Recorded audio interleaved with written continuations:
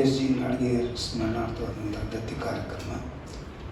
ಈ ಕಾರ್ಯಕ್ರಮವನ್ನು ಅಧ್ಯಕ್ಷತೆಯನ್ನು ವಹಿಸಿದಂಥ ನಮ್ಮ ಹಿರಿಯರಾದ ಶ್ರೀ ಅರುಣ್ ನಾಡಿಗೇರ್ ಅವರೇ, ಶಂಕರ್ ಹಲಗತ್ತಿಯವರೇ, ವೀರಣ್ಣ ವಡ್ಡಿನವರೇ, ಬಸವಪ್ರಭು ಹೊಸಕೇರಿಯವರೇ ಹಾಗೂ ಎಲ್ಲ ಕರ್ನಾಟಕ ವಿದ್ಯಾವರ್ಗ ಸಂಘದ ಆಡಳಿತ ಮಂಡಳಿಯ ಸದಸ್ಯರುಗಳೇ, ಗುರುಗಳಾದ ನನ್ನ ಕ್ಲಾಸ್ ಟೀಚರ್ ಆದಂಥ ಹರ್ಷ್ ಟಂಬಳವರಿದ್ದಾರೆ, ನಾಗೇಶ್ ಅಂಬಳವರು, ಗುರುಗಳು ತಲ್ಲೂರು, ಎಲ್ಲರಿಗೂ ನನ್ನ ನಮಸ್ಕಾರಗಳನ್ನು ಹೇಳ ಬಯಸ್ತೇನೆ. ತಮ್ಮ ಪ್ರಾರಂಭಿಕ ನುಡಿಗಳನ್ನು ಹೇಳಿದಾಗ ಶಂಕರ್ ಹಲಗತ್ತಿಯವರು ವಿಶೇಷ ಸಾಮರ್ಥ್ಯವುಳ್ಳ ಮಕ್ಕಳ ಒಂದು ಪ್ರತಿಭೆಯನ್ನು ಪ್ರಶಂಸಿಸಿ ಹೇಳಿದಂಥ ಮಾತುಗಳು ಖಂಡಿತವಾಗಿ ವ್ಯಕ್ತಿತ್ವ ವಿಕಸನದಲ್ಲಿ ಮನೋಭೂಮಿಕೆ ಅಂತೇನು ಟೈಟಲ್ ಇದೆ, ಇದಕ್ಕೆ ಸೂಕ್ತವಾದಂಥ ಒಂದು ಪ್ರತಿಭೆಯನ್ನು ಇವತ್ತು ನಾವು ಪ್ರಾರಂಭ ಮಾಡಿದ್ದೇವೆ ಅನ್ನೋಂಥ ಮಾತನ್ನು ಹೇಳ ಬಯಸ್ತೀನಿ. ನಾಡಿಗೇರ್ ಗುರುಗಳ ಬಗ್ಗೆ ಮಾತನಾಡುವಷ್ಟು ಖಂಡಿತವಾಗಿ ನನ್ನಲ್ಲಿ ಆ ಸಾಮರ್ಥ್ಯ ಇಲ್ಲ ಸತ್ಯ. ಆದರೆ ಅವರ ನೆನಪಿಗಾಗಿ ಹಾಗೂ ನನ್ನ ಕೆಲವೊಂದು ಅವರ ಜೊತೆಗೆ ಒಡನಾಡಿದಂಥ, ಜೊತೆಗೆ ಶಿಕ್ಷಣ ಕ್ಷೇತ್ರದಲ್ಲಿ ಅವರು ನೀಡಿದಂಥ ಒಂದು ಅನುಪಮ ಕೊಡುಗೆಯನ್ನು ಸ್ಮರಿಸುವ ದೃಷ್ಟಿಯಿಂದ ಮಾತ್ರ ಬಂದಿದ್ದೇನೆ ವಿನಃ ಒಂದು ಉಪನ್ಯಾಸವನ್ನು ನೀಡಬೇಕೆನ್ನುವಂಥ ಉದ್ದೇಶದಿಂದ ನಾನು ಬಂದಿಲ್ಲ. ಯಾಕಂದರೆ ಆ ಸಾಮರ್ಥ್ಯ ನನ್ನಲ್ಲಿಲ್ಲ. ಯಾಕಂದರೆ ನನಗೆ ಗೊತ್ತಿದೆ, ನಾನು ಶಾಲೆಗೆ ಹೋಗುವಾಗ ಅನೇಕ ಜನ ಅವಾಗ ಹೇಳ್ತಿದ್ರು, ಅಂದರೆ ನಾಡಿಗೇರ್ ಸರ್ ನಿಮ್ಮ ಇಂಗ್ಲೀಷ್ ಪೇಪರ್ ಚೆಕ್ ಮಾಡ್ಯಾರ ಅಂದ್ರೆ 35 ಅಂಕಗಳು ಬಂದಾವ ಅಂದ್ರೆ ಆಕ್ಸ್ಫರ್ಡ್ MA ಇಂಗ್ಲೀಷ್ ಮಾಡಿದೆ ಅಂದ್ರೆ ಆ ಮಾತುಗಳು ನನಗೆ ಇನ್ನೂ ನೆನಪಿದೆ. ಸೊ ಆ ದಿಶೆಯಲ್ಲಿ ಶಿಕ್ಷಣ ಕ್ಷೇತ್ರದಲ್ಲಿ, ಅದರಲ್ಲಿಯೂ ಧಾರವಾಡದಲ್ಲಿ KE ಸಂಸ್ಥೆಯ ರೂವಾರಿಗಳಾಗಿ ಆ ಸಂಸ್ಥೆಯನ್ನು ಅನೇಕ ದಶಕಗಳ ಕಾಲ ಮುನ್ನಡೆಸಿದಂಥ ಕೀರ್ತಿ, ಲೆಜೆಂಡ್. ಅಂದರೆ ಒಂದು ನಾಡಿಗೇರ್ ಅವ್ರಿಗೆ ಯಾರೂ ಸರ್ ಅನ್ನತ್ತಿದ್ದಾರೆ, ನಾಡಿಗೇರ್ ಮಾಸ್ತರ್ ಅಂತ ಹೇಳ್ತಾರೆ. ನಾಡಿಗೇರ್ ಮಾಸ್ತರ್ ಅಂತ ಖಂಡಿತವಾಗಿ ನನಗೆ ಅನಿಸ್ತದೆ. ಈಗೆಲ್ಲ ಸರ್ ಸರ್ ಸರ್ ಅಂತ ಹೇಳ್ತವ್ರು, ನಾಡಿಗೇರ್ ಮಾಸ್ತರ್ ಫಿಕ್ಸ್ಡ್ ಅದ. Nadiger master class Nadiger master ತಿಳಿದ್ದಾರೆ. ಸೊ ಅದರ ಆದರ್ಶ ಶಿಕ್ಷಕರು ಹೇಗಿರಬೇಕು ಹಾಗೂ ಅವರಲ್ಲಿ ಮಕ್ಕಳಿಗೆ ಕಲಿಸುವಂಥ ತುಡಿತ ಎಷ್ಟಿತ್ತು ಅಂದರೆ ನನಗೆ ಇವತ್ತಿಗೂ ಅನ್ನಿಸ್ತದೆ. ಈವನ್ ಆಫ್ಟರ್ ರಿಟೈರ್ಮೆಂಟ್ ಅವ್ರ ಮನೆಯಲ್ಲಿದ್ದಾಗ ಅನೇಕ ಮಕ್ಕಳನ್ನು ಕರೆದು ತಮ್ಮ ಮನೆಯ ಒಂದು ಪಕ್ಕದ ರೂಮ್ನಲ್ಲಿ ಒಂದು small science lab like, English teacher ಇದ್ದರೂ ಕೂಡ ಒಂದು ಸೈನ್ಸ್ ಲ್ಯಾಬ್ ಟೈಪ್ ಮಾಡಿ ಆ್ಯಕ್ಟಿವಿಟಿ ಬೇಸ್ಡ್ ಟೀಚಿಂಗ್ ಅನ್ನುವಂಥ ಒಂದು ದೃಷ್ಟಿಕೋನದಿಂದ ಅವರು ಕ್ಲಾಸ್ ನಡೆಸ್ತಿದ್ರು. ಅದರ ಜೊತೆಗೆ ನನ್ನ ಮಗ ಸ್ಕೂಲ್ಗೆ ಹೋಗ್ಬೇಕಾದ್ರೆ ನನಗೆ ಹೇಳ್ತಿದ್ರು, ಅವನು ಯಾವುದೇ ಸ್ಕೂಲ್ಗೆ ಹೋಗಲಿ ನನ್ನ ಕಡೆ ಸಂಜೆ ಕಳಿಸಿ, ನಾವು ಕಲಿಸ್ತೇನೆ ಅಂತಿದ್ರು. ಸೊ ಇದೇನಿದೆ ಅಲ್ಲ, ಬಹಳ ವಿಶೇಷವಾದಂಥ ಒಂದು ಸಂಬಂಧ ಅನ್ನುವಂಥ ಮಾತಿನಿಂದ ಹೇಳಬಯಸ್ತೇನೆ. ಯಾಕಂದರೆ ಟೀಚರ್ಸ್ ಅಂದರೆ ನಾವು ಸಾಮಾನ್ಯವಾಗಿ ಹೇಳ್ತೇವೆ, ಟೀಚರ್ ಅಷ್ಟು ಇಗ್ನೈಟ್ ದ ಮೈಂಡ್ಸ್, ಅಂದರೆ ಮಕ್ಕಳ ಮನಸ್ಸಿಗೆ ಚಾಲನೆಯನ್ನು ನೀಡುವಂಥ ಶಿಕ್ಷಕರ ಅವಶ್ಯಕತೆ ಇವತ್ತದ.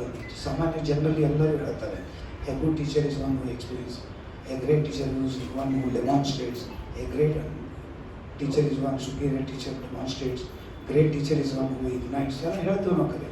ಬಟ್ ನಿಜವಾಗಿ ಅದನ್ನು ಅನುಷ್ಠಾನ ಮಾಡಿದಂಥ ಕೀರ್ತಿ ನನಗೆ ಅನಿಸ್ತದೆ ನಾಡಿಗೇರ್ ಸರ್ಗೆ ನಾವು ಒಪ್ಪಲೇಬೇಕು.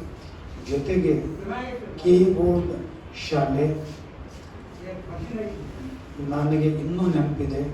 ರ್ಯಾಂಕ್ ಬ್ಯಾಂಕ್ ಸ್ಕೂಲ್ ಅನ್ನುವಂಥ ಒಂದು ಶಿಕ್ಕ ಏನಿತ್ತು ನನಗೆ ಅನಿಸ್ತದೆ ಅವರ ಕಾಲದಲ್ಲಿ ಆಗಿತ್ತು. ಕೇವಲ ಅಷ್ಟೇ ಅಲ್ಲ, ಇಡೀ ದಿನ ಸ್ಕೂಲ್ನಾಗ ಇರ್ತಿದ್ರು. ಮಕ್ಕಳಿಗೆ SSLC ಪರೀಕ್ಷೆಯಲ್ಲಿ ಅವರಿಗೆ ವಿಶೇಷ ಕ್ಲಾಸ್ಗಳನ್ನು ತೆಗೆದುಕೊಂಡು ಬ್ರೈಟ್ ಸ್ಟೂಡೆಂಟ್ ಕ್ಲಾಸ್ ಅಂತ ಜಾಣರಿಗೆ ಮಾಡ್ತಿದ್ರು. ನಮಗೆ ಆ್ಯಾವರೇಜ್ ಸ್ಟೂಡೆಂಟ್ಸ್ ಏನಿರ್ತಿದ್ವಲ್ಲ ಅವರಿಗೆ ಸ್ವಲ್ಪ ಲಿಟಲ್ ಎಲಿವೇಟ್ ಆಗುವಂಗೆ ಆ ಒಂದು ಕ್ಲಾಸಸ್ ವಿಶೇಷವಾಗಿ ನಡೆಸ್ತಿದ್ರು. ಖಂಡಿತವಾಗಿ ನನಗನ್ನಿಸ್ತದ ಅಪರೂಪದ ಅನುಕರಣೀಯ ಆದರಣೀಯ ಶಿಕ್ಷಕ ಶ್ರೀ ನಾಡಿಗೇರ್ ಸರ್ ಅನ್ನುವಂಥ ಮಾತನ್ನು ನಾನು ಹೇಳ ಬಯಸ್ತೀನಿ. ನಾನು 85ರಲ್ಲಿ ಮಿರಜ್ ಬಿಟ್ಟು ಧಾರವಾಡಕ್ಕೆ ವಾಪಸ್ ಬಂದಮೇಲೆ ನಾನು ಈ ಮನಃಶಾಸ್ತ್ರದ ವೃತ್ತಿಯನ್ನು ಪ್ರಾರಂಭ ಮಾಡಿದಾಗ ಸರ್ ನನಗೊಮ್ಮೆ ಕರೆದು ಅಲ್ಲೇ ನಮ್ಮ ಮನೆ ಫಸ್ಟ್ ಅವ್ರ ಮನೆಯಿಂದ ನೆಕ್ಸ್ಟ್ ನನ್ನ ಮನೆಗೆ ಹೋಗಬೇಕು. ನನ್ನ ಕರೆದು ಕೇಳಿದ್ರು, ನೀ ಏನು ಕಲ್ತಿ, ಏನು ಮಾಡಿದೆ? ಸರ್ ನಾ ಹಿಂಗೆ ಸೈಕ್ಯಾಟ್ರಿ ಮಾಡೀನಿ,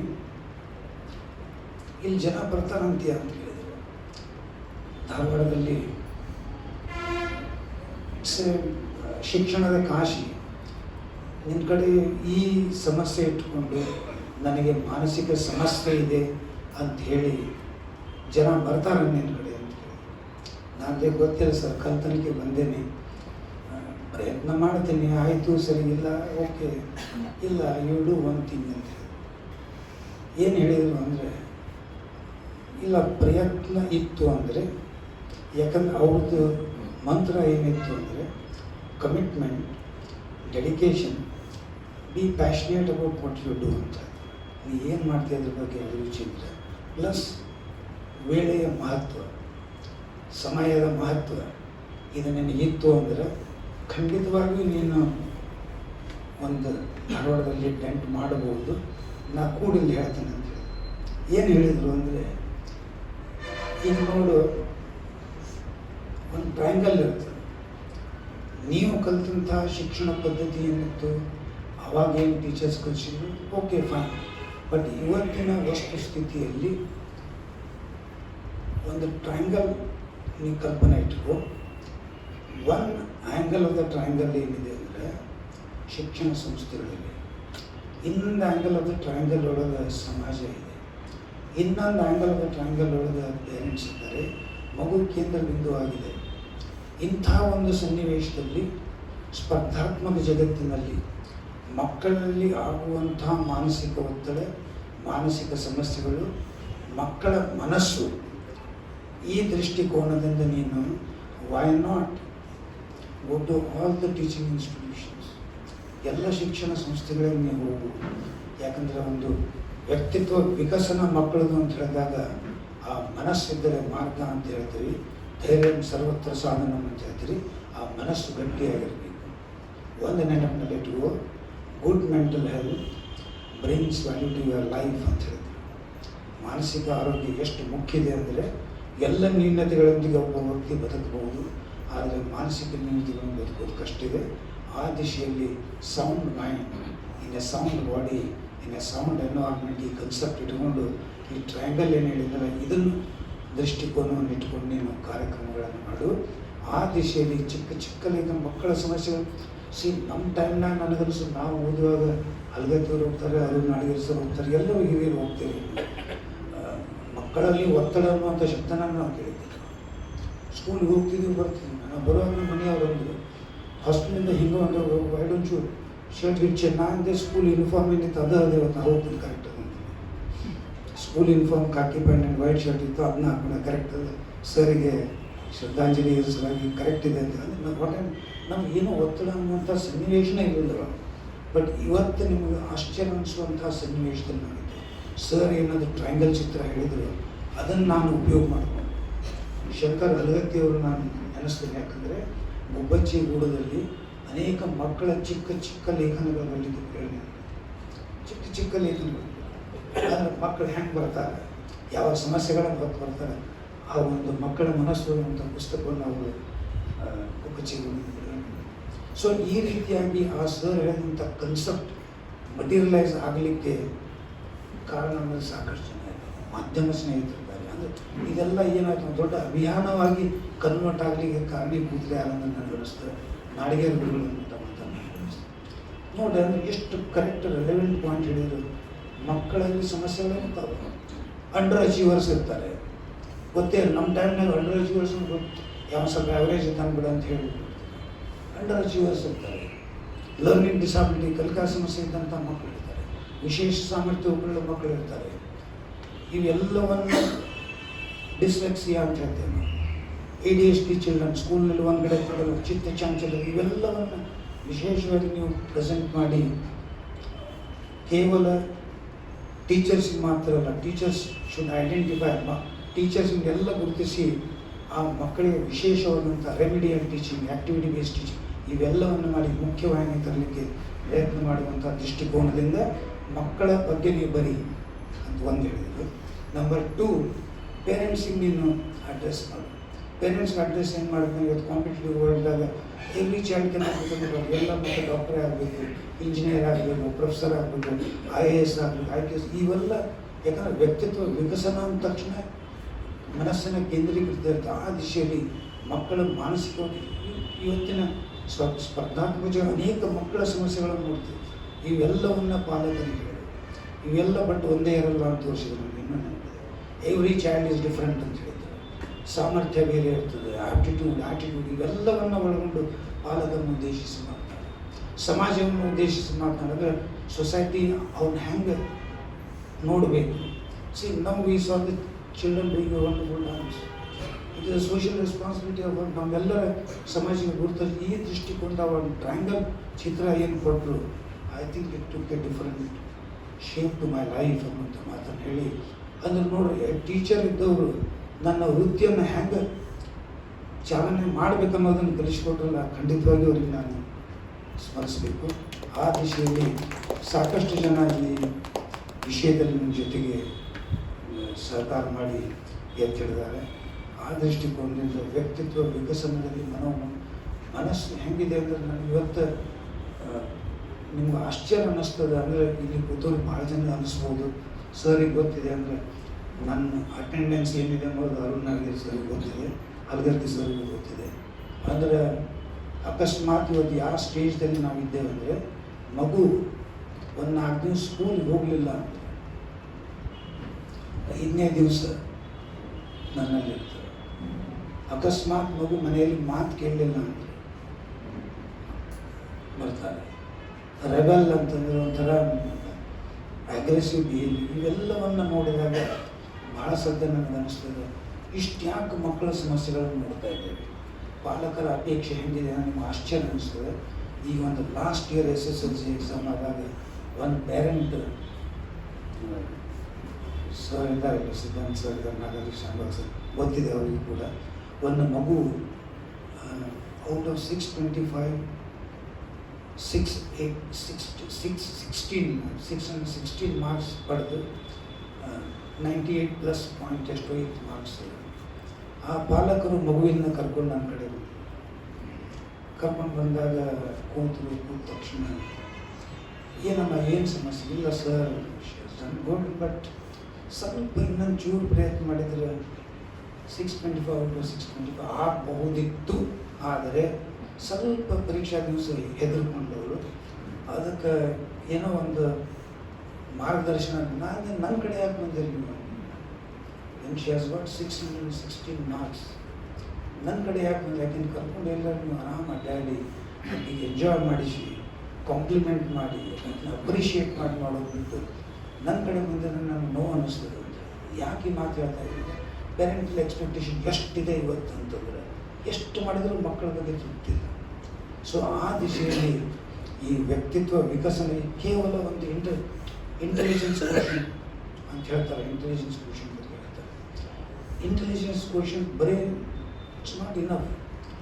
ಸಮಾಜದಲ್ಲಿ ನೀವು ಬದುಕಬೇಕು ಅಂದರೆ ಭಾವನಾತ್ಮಕವಾದಂಥ ಬುದ್ಧಿಶಕ್ತಿ ಬೇಕು, ಜೊತೆಗೆ ಸಾಮಾಜಿಕ ಬುದ್ಧಿಶಕ್ತಿ ಅಂತ ಇರ್ತದೆ, ಸೋಷಿಯಲ್ ಇಂಟೆಲಿಜೆನ್ಸ್.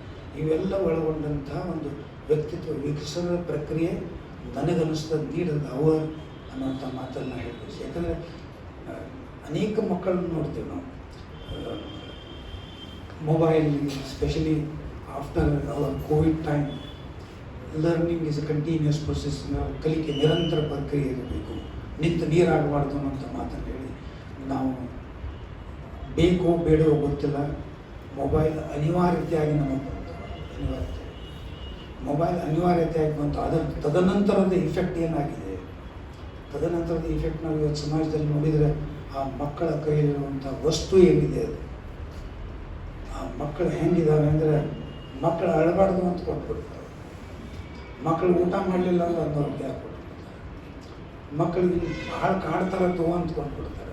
ಸೊ ಇದೆಲ್ಲಕ್ಕ ಕಾರಣ ಏನಿದೆ ಅಂದರೆ, ಈಗ ಹೊಸ ನಾವು ಒಂದು ಕಾಲದಲ್ಲಿ ನಾವು ಸ್ಕೂಲಿಗೆ ಹೋಗ್ಬೇಕಾರೆ, ಕಾಲೇಜಿಗೆ ಹೋಗ್ಬೇಕಾರೆ, ಯಾರು ಸರ್ ಅಗ್ರೀಸ್ ವಿತ್ ಮೀ, ಯಾರನ್ನ ಹೋಟೆಲ್ಗೆ ಹೋಗ್ಯಾರ ಭಾಳ ದೊಡ್ಡ ಅಪರಾಧ ಮಾಡ್ಯಾರ ಅಂತ.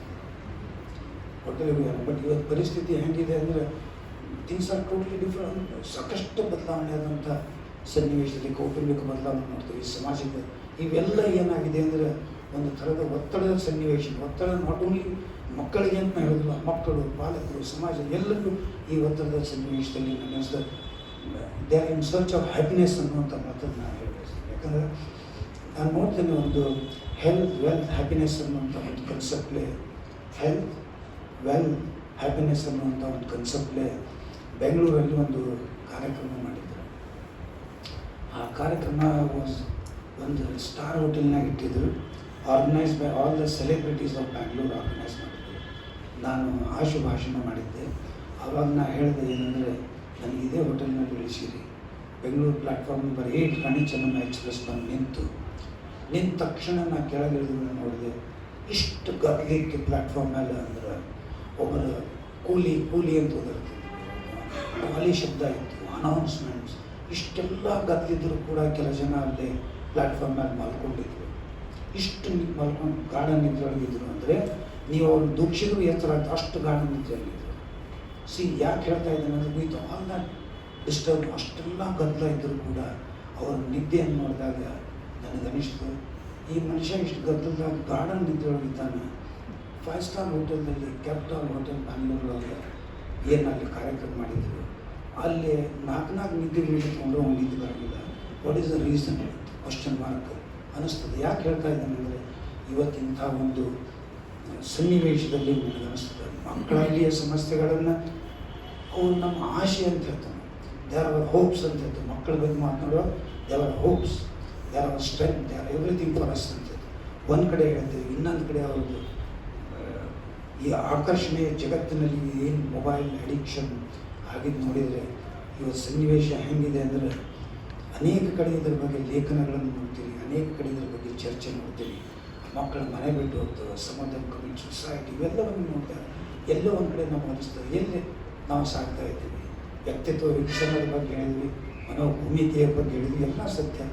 ಆದರೆ ಎಲ್ಲೋ ಒಂದು ಕಡೆ ಲಿಂಕ್ ಹೋಗ್ಲಿಕ್ಕತ್ತದೆ. ಆ ದಿಶೆಯಲ್ಲಿ ನಾನು ಸತ್ಯವಾಗಿ ಹೇಳಬೇಕಂದ್ರೆ 3 ಜನರಿಂದ ಮಾತ್ರ ಇಡೀ ಸುಂದರ ಸಮಾಜವನ್ನು ಒಂದು ವನವನ್ನು ಮಾಡಲಿಕ್ಕೆ ಶಕ್ಯತೆ. ಯಾರು ಅಂದರೆ ಒಬ್ಬರು ಪಾಲಕರು, ಇನ್ನೊಬ್ಬರು ಶಿಕ್ಷಕರು, ಗುರುಗಳು.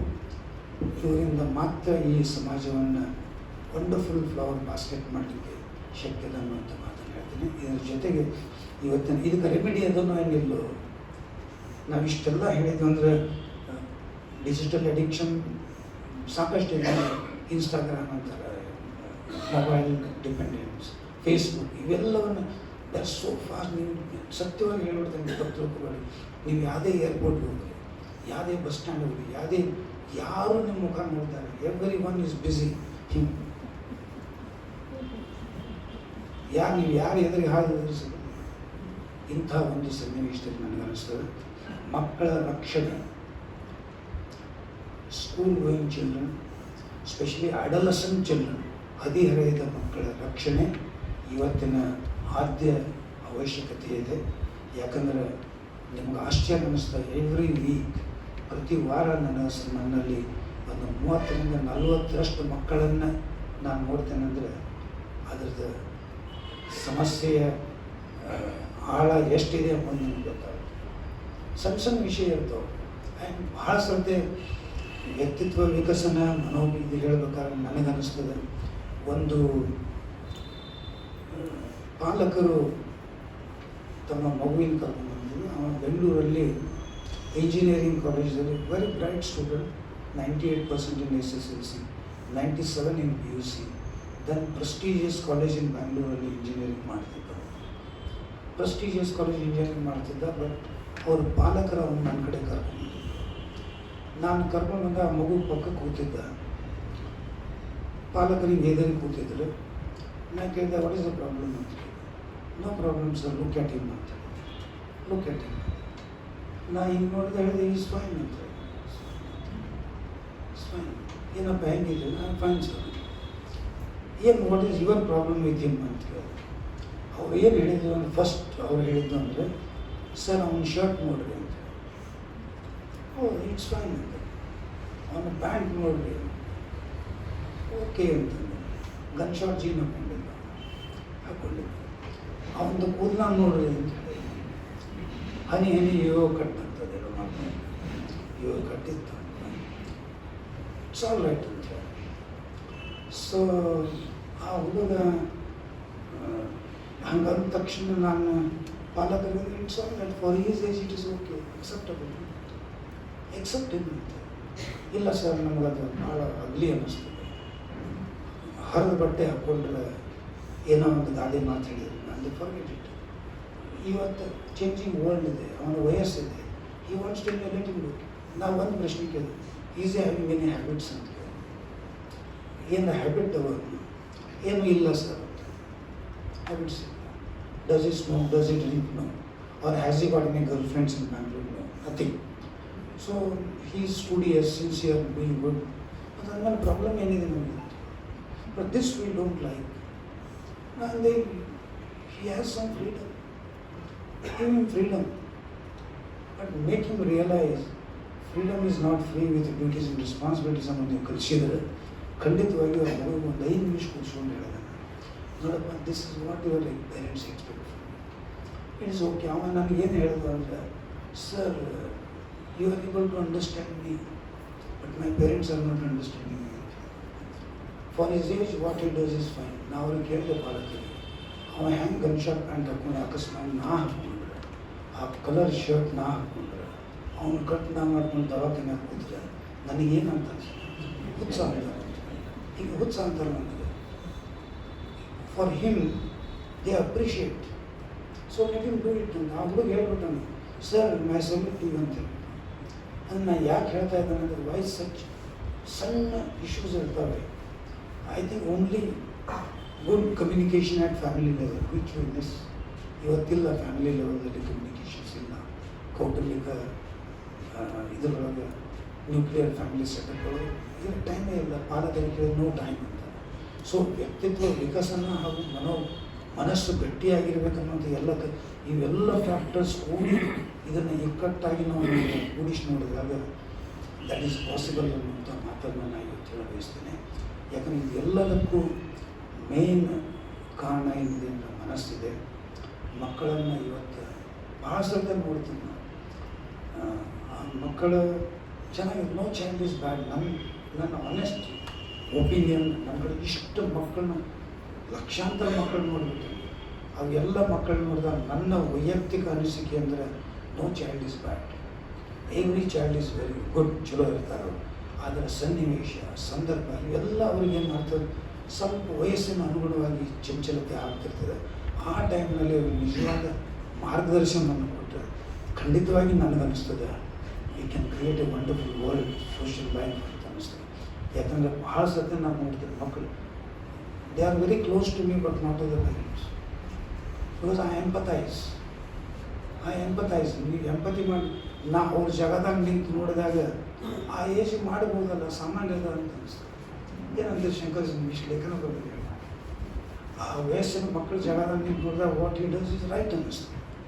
ಸೊ ಆ ದಿಶೆಯಲ್ಲಿ ಅವ್ರನ್ನ ರಿಯಲೈಸ್ ಮಾಡಿ ಗಿವ್ ದಮ್ ಸಮ್ ಫ್ರೀಡಮ್ ಕೊಟ್ಟು, freedom is not free duties ಇವೆಲ್ಲ ಹೇಳಿದರೆ ಅನೇಕ ಮಕ್ಕಳನ್ನು ಸನ್ಮಾರ್ಗದಲ್ಲಿ ತರಲಿಕ್ಕೆ ಸಿಕ್ಕಿದೆ. ಕೇವಲ ನಾನು ಮಾಡಬೇಕು ಅಂತಲ್ಲ, ಗುರುಗಳು ಮಾಡಬೇಕು ಅಂತಲ್ಲ, ಇಡೀ ಸಮಾಜದ ಒಂದು ಜವಾಬ್ದಾರಿ. ಅದಕ್ಕೆ ಹೇಳಿದ್ರು ನಾನು ಟ್ರಯಾಂಗಲ್ ಏನ್ಸ್ ಹೇಳಿದ್ರು, ಮತ್ತು ಹಿಂದೆ ಹೋದರೆ ಅದೇ ಬರ್ತದೆ. ಒಂದು ಸೊಸೈಟಿ, ಒಂದು ಪಾಲನೆ, ಒಂದು ಕಡೆ ಇನ್ಸ್ಟಿಟ್ಯೂಷನ್, ಇವೆಲ್ಲರ ಗುರುತರ ಜವಾಬ್ದಾರಿ ಏನಿದೆ. ಸೀದಾ ನಾವು ಮಕ್ಕಳನ್ನು ವ್ಯಕ್ತಿತ್ವ ವಿಕಸನ ದೃಷ್ಟಿಯಿಂದ ನೋಡ್ತಿರೋದು ಸರಿಯಾಗಿ ಆಗ್ತದೆ. ಆ ದಿಶೆಯಲ್ಲಿ ನನಗೆ ಅನಿಸ್ತದೆ ಇವತ್ತಿನ ಈ ನಾಡಿಗೆ ಗುರುಗಳು ನನಗೆ ಇನ್ನೂ ನೆನಪದ ಅಂದರೆ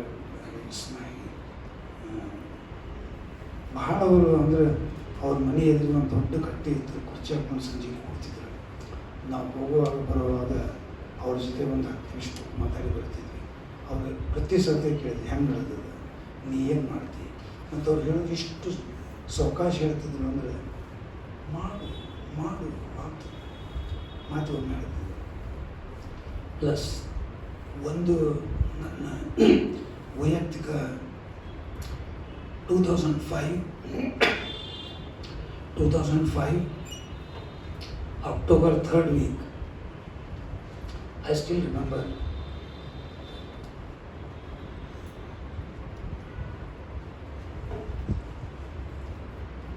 ಯಾವಾಗ ನಾವು ಅವ್ರ ಮನೆಗೆ ಸಾಕಷ್ಟು ಬಾರಿ ಹೋಗ್ತಿದ್ವಿ. ಬಟ್ ಸಂಕ್ರಾಂತಿ ಆ್ಯಂಡ್ ಬನ್ನಿ ಕೊಡೋ ದಿವಸ ನಾನು ನಮ್ಮ ಮನೆಯವರು ತಪ್ಪದೆ ಹೋಗ್ತಿದ್ದೆ. ಸರ್ ಅಲ್ಲೇ ಇರ್ತಿದ್ರು, ಹಿಂದೆ ನಾವು ಗೊತ್ತಿದೆ ಅವರಿಗೆ. 2005 October must around 18th or 19th, I still remember that.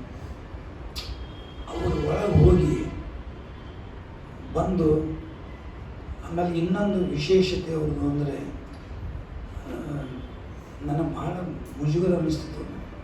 ನಾನು ದೂರ ಬಾಗಿಲ ಹತ್ತಿರ ನಿಂತಾಗ ಡಾಕ್ಟರ್ ಬರ್ರಿ ಇಲ್ಲೇ ಕೂಡ್ರಿ ಅಂತಿದ್ರು. ಸರ್ ನಾ ಕೂಡ್ತೀನಿ, ನೀವು ಕೂಡ್ರಿ ಸರ್, ನೀವು ಕೂಡ್ರಿ, ನಾ ಅಲ್ಲಿ ಗಂಗಾ ನಾಗಿಲ್ಲ ಕೂಡಿಸಿ ಒಳಗಡೆ ಹೋದರು. ನಾನು ನಮ್ಮ ಮನೆಯವ್ರು ಹೋಗಿದ್ವಿ. ನಮ್ಮ ಮನೆಯವ್ರನ್ನ ಸರ್ ಮತ್ತು ಅವ್ರ ಕಾಪು ಇಬ್ಬರು ಮಗಳಂತ ನಾನು ನೋಡ್ತಿದ್ರು. ಅವ್ರ ಒಳಗೆ ಹೋಗಿ ಏನೋ ಒಂದಿಷ್ಟು ಇದನ್ನು ಕೊಟ್ಟವ್ರಿಗೆ ತಿರುಗಿ ಹೊರಗೆ ಬಂದು ನನಗೊಂದು ಐ ಡೋಂಟ್ ನೋ ಏನಾದ್ರು ಇಂಟ್ಯೂಷನ್ ಇತ್ತು ಗೊತ್ತಿಲ್ಲ, ನನಗೊಂದು ಶರ್ಟ್ ಪೀಸ್ ಕೊಟ್ಟರು.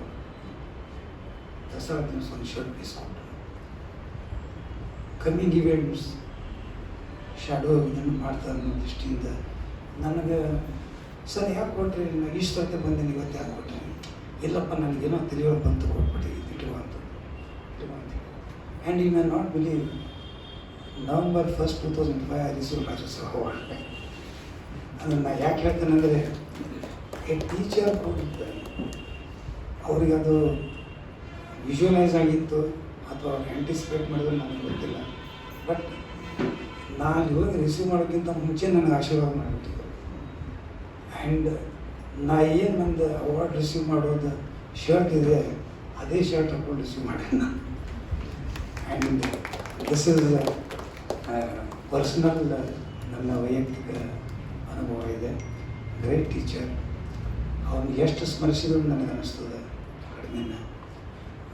ಅಪರೂಪದ ವ್ಯಕ್ತಿತ್ವ, ಶಿಸ್ತು. ಮೊನ್ನೆ ಕೂಡ ನನ್ನ annual day keyboard school auditorium ಹೋದಾಗ ಒಂದು ಕಡೆ ಕಪೂರ್ ಡಾಕ್ಟ್ರು, ಒಂದು ಕಡೆ ಎಸ್ ಸಿ ನಾಡಗೇರಿ ಸರ್ ಫೋಟೋ ಇದೆ. ನೋಡಿ ಭಾಳ ಸಂತೋಷ ಆಯಿತು. ಯಾಕಂದರೆ ಅವರ ಉಸಿರೇ ಮಕ್ಕಳಿಗೆ ಕಲಿಸೋದು ಅನ್ನೋಂಥ, ಅವರ ಉಸಿರುಗಳು ಕಲಿಸೋದು. ಅವಾಗಿನ ಕಾಲದಲ್ಲಿ ಎಮ್ ಎ ಇಂಗ್ಲೀಷ್ ಮಾಡಿದವರು ಬೇಕಾದಲ್ಲಿ ಹೋಗಿ, ಬಟ್ ಅದು ಮಾಡಲಿಲ್ಲ. ಅಂದರೆ ಟೋಟಲ್ ಇಡೀ ಜೀವನವನ್ನು ಶಿಕ್ಷಣ ಕ್ಷೇತ್ರಕ್ಕೆ ಸಮರ್ಪಣೆ ಮಾಡಿ ಈ ಭಾಗದಲ್ಲಿ ಶಿಕ್ಷಣ ಕ್ಷೇತ್ರದಲ್ಲಿ ರಾಷ್ಟ್ರೀಯ ಪ್ರಶಸ್ತಿಗಳು ಹೋಗಿ they just come and go, it's ಬೇರೆ.